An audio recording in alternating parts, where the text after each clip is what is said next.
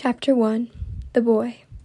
"Hello, Pa," Lloyd granted his surprised father as he swung off the slow-moving freight train at the railroad crossing a quarter of a mile from their home in Hagar Township. Lloyd had been hopping freight trains for several years on his way home from college, 4 miles away in Benton Harbor, but this was the first time his father had ever caught him in the act. The year was 1912. Lloyd, a young man of 18, was a senior at Benton Harbor College. This was a secondary school of the highest caliber, founded and supervised by Dr. George Edgecombe, who was a very fine scholar. This was on the edge of town, closer to Lloyd's home than the city high school, and not far from Paris Marquette Railroad, so the tracks made an excellent shortcut for the boy. For the past 4 years, he had walked the 4 miles to school and back every day in all kinds of weather. Time and time again on his way from school, he had jumped on a freight car on the long afternoon train as it slowed down on the bridge over the Paw Paw River and rounded the curve just beyond the college. On this particular day, just before he reached his destination, as the train approached the crossing, Lloyd saw the figure of a man in the road who looked very much like his father, standing beside the tracks. And it was Pa. But it is difficult to say who was the most surprised. A look of astonishment and apprehension came over Pa's face. This was the first time he had known that his son was in the habit of committing such a dangerous act. "Hello, son," he said in return for the greeting. His heart had stood still a moment before he had spied his son standing on the iron bar between 2 box cars and about ready to let go of the handle on the side of one of the cars to which he was clinging. But the boy was agile and sure-footed. He had performed this feat many times before, so he gracefully swung off, making sure his footing and running in the same direction in which the train was moving. "Nice day, Pa. How are you?" he inquired. "Oh, fine. Fine, son. And you?" his father managed to say between gulps of frustration. "Well, I've had a pretty good day," the boy said, answering his father's question. "How's everything at home?" he asked. "You look worried. Where are you going anyway?" Pa usually was out on the farm working at this time of day. "I am a little worried, son," his father replied. "Maud's sick. And if anything happens to that horse, I don't know what I'd do. I'm on my way to the vet's now." "Maud? Sick?" The words almost stuck in Lloyd's throat. No one knew better than he what that would mean to Pa and the rest of the family if the horse should die. It might even mean that he would have to quit school. And here he was, a senior. How he had struggled to get through those 4 years of secondary school at Benton Harbor College, and now the prospects of having to quit before he got his coveted diploma made his heart sink. His sister, Amy, who was away studying to be a teacher, had graduated from the school, and Lloyd wanted to also. He had attended through sweat and tears, working summers and after school on his father's farm, and helping at the neighbors when they needed extra help, picking berries, tying grapes, or hoeing beans along with the men. He couldn't remember when he had not had to work. When he was 14 years old, he weighed 100 pounds and earned a great sum of $1 a day. The men with whom he worked taunted him by dubbing him the cent-a-pound kid, though he worked as hard as any of they and kept up with them all day long. Now Maud was sick, but she did not die. Yes, these years had been hard. The farm which Pa had bought in 1893 had yielded scarcely enough to keep the family going. Pa and Ma Zashki had lived in Benton Harbor on Foster Street, where Pa had built a new home. When they were married in March of 1888, besides doing carpentry on the side, Pa worked for Colby and Hinckley, where baskets and fruit packages were made. Their 2 eldest daughters, Amy and Vera, had been born there. But before Lloyd was born in 1894, Pa had an opportunity to buy a farm. He had always wanted land of his own, and at last he could see his way clear, so he thought. He had been saving up against such a day. He heard of 30 acres for sale in Hagar Township, about 4 miles north of Benton Harbor, and on Town Line Road, now named Zashki Road. There was an old house and a barn on the property, and a woodshed, and well a few feet from the house at the rear. The price was $100 an acre. $13,000. That was a huge sum for Henry Zosky to pay. True, the land had to be cleared, but Pa was young and strong, and he had a family to raise. And what better place was there to raise a family than in the country? His brother Albert, who had come over to this country 19 years before, now owned a farm, and each one of Minnie's brothers, Henry, Lou, and Will Glade, were farmers, so why shouldn't he be one too? The trees on his 30-acre farm had all been cut down and used as lumber. There was not one left standing, but all the stumps were all there, and what back-breaking work it would be for Pa to clear the land. He brought himself to a grub hoe and an axe, and went to work, chopping, grubbing, tugging away at the pieces of trunk and roots as they gave way, one by one, and the land was cleared little by little. He planted it to grapes and dewberries. One of his earliest crops was strawberries, and he raised as fine berries as ever grew in barren country.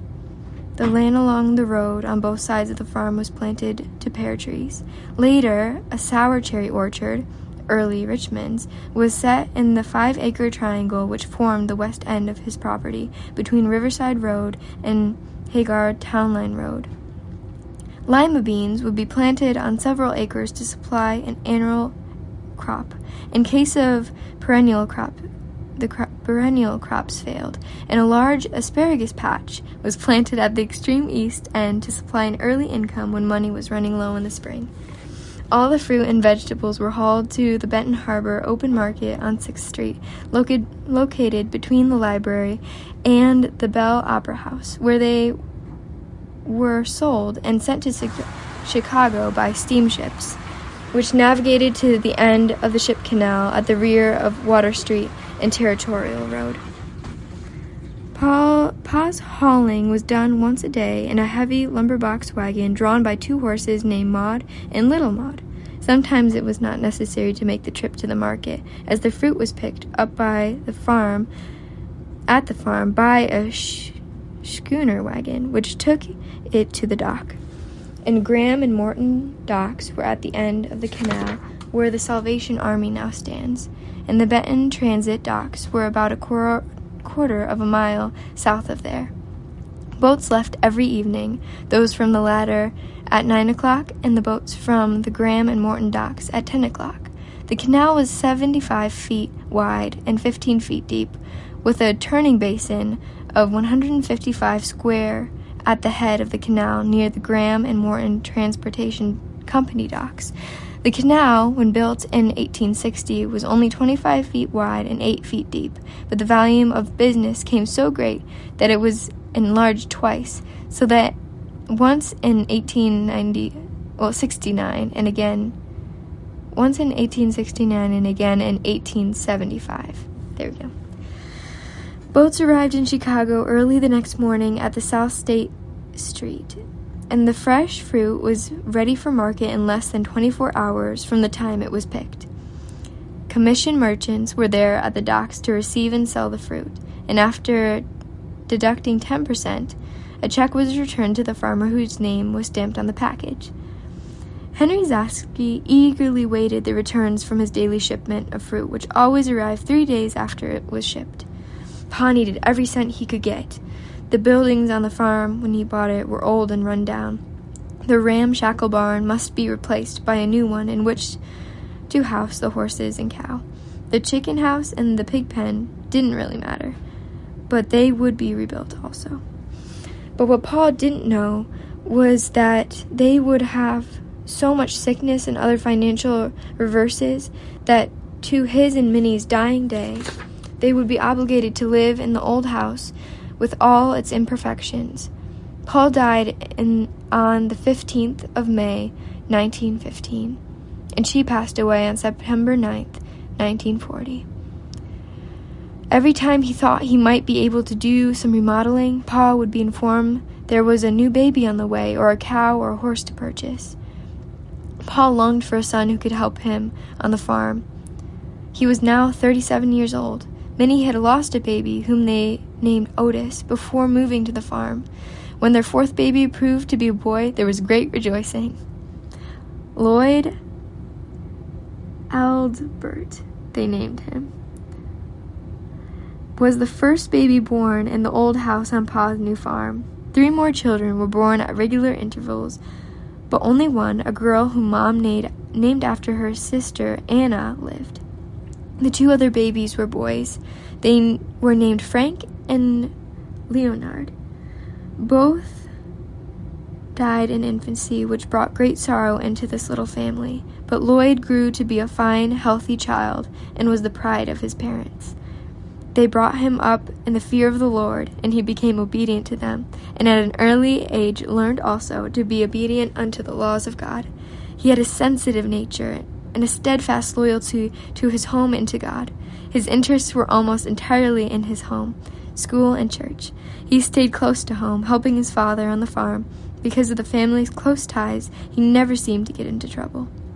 He loved to roam in the woods and fields or lie on the bank of the river, watching the water ripple by, or the clouds floating overhead.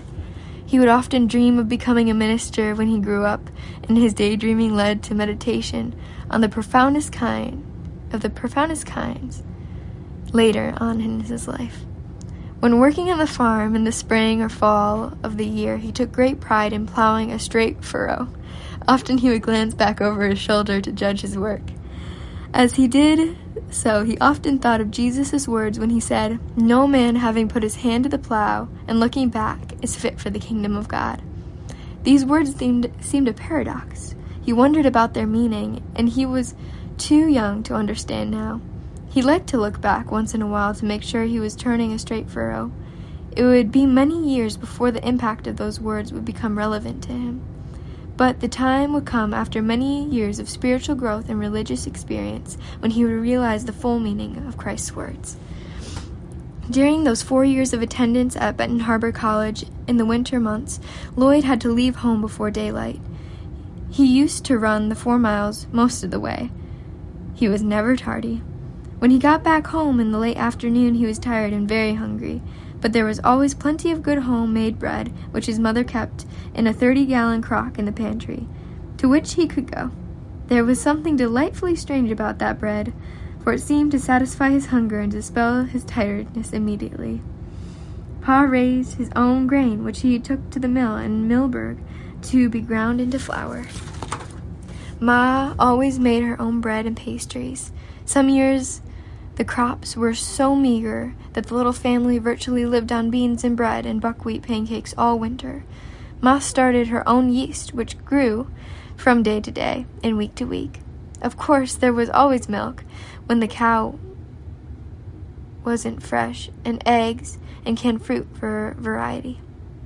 Hard luck seemed to chase Henry Zofsky around every corner. Illness in the family, loss of livestock, and short crops never seemed to cease. When Pa had purchased the farm, he only had a few $100s he could pay down on it. He borrowed the rest and took out a mortgage, intending to pay it off year by year. But hard times kept coming, and he never lived to pay it off. There were 6 hungry mouths to feed at home, and life had to go on. Pa needed Lloyd more and more as he grew older. There were berries to pick, beans to shell, orchards to spray, grapes to cut, and corn to shuck. Hard work never seemed to cease, and frost, disease, and death continued to take their toll.